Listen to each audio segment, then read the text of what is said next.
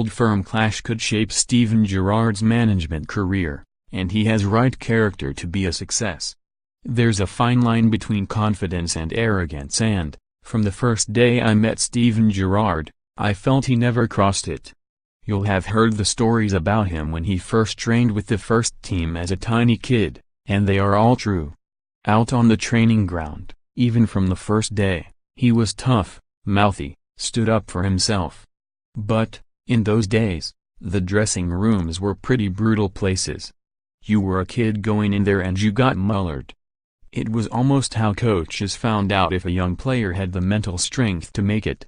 I think that has all changed now. There's not the same kind of initiation, and sometimes I see kids still in academies swaggering around as if they owned the place. Gerrard was relatively quiet in that environment back then. Wisely? On the pitch it was always different, but off it, he knew when to shut up, show respect, and he knew when to defend himself. He had a quiet confidence about him, and also an incredible will and bite, in the best sense. I think in some ways we were similar when we first went into the Liverpool first-team dressing room, because we had belief and a cockiness, but didn't cross that line. I'm saying all this because I believe those qualities are more relevant than ever for Steven as he prepares for the game that could just define his season. And, without making it too big, shape his management career. As a kid, he knew. He knew what he wanted, he knew he could achieve it. And he's gone to Rangers with the same attitude. Immediately, he had people saying he was stupid to take the job, with the gap to Celtic so wide. But he believes in himself. Those words will drive him on. Not blindly.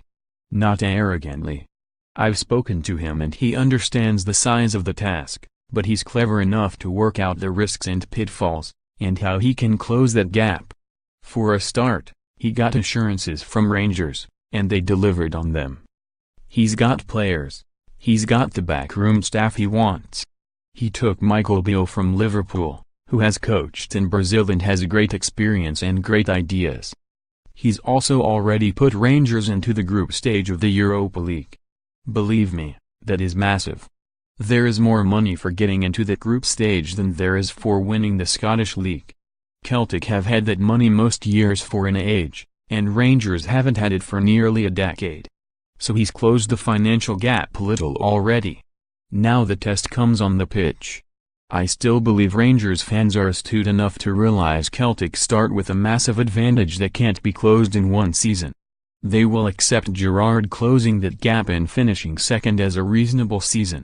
But with one big condition: if he does well in the Old Firm games. Get battered like they did last season, and it could destroy what Steven has achieved so far. It could destroy everything he is working towards. So he knows he needs a result, or at least a decent performance in his first Old Firm game. He'll have respect for Brendan Rodgers, as I do. I've always thought he's a good manager and a decent bloke, which is not always the case with managers. He's also a coach who had a real identity, and developed an impressive, defining style. He was doing with Swansea and Liverpool what seems to be commonplace in the Premier League now, which is that high-pressing game, and an emphasis on attack. I worked briefly at the academy when he was there mentoring players and spoke to him quite a lot. He got criticism at Anfield, but managers always have a shelf life. That doesn't make him a failure, and I think he's shown his quality at Celtic too. I know people say it's easy, but no other Celtic manager has achieved what he has. If Rodgers has a clear identity, then I think Steven has already developed one too. In his own image. Rangers have grit, energy and desire. They got through their Europa League game in midweek with 9 men. That shows they have heart. Most of all, Steven has a belief he can defeat the odds against him in Scotland. That's confidence, not arrogance. One thing is for sure, he's not going to let himself be bullied by Celtic, I can guarantee that.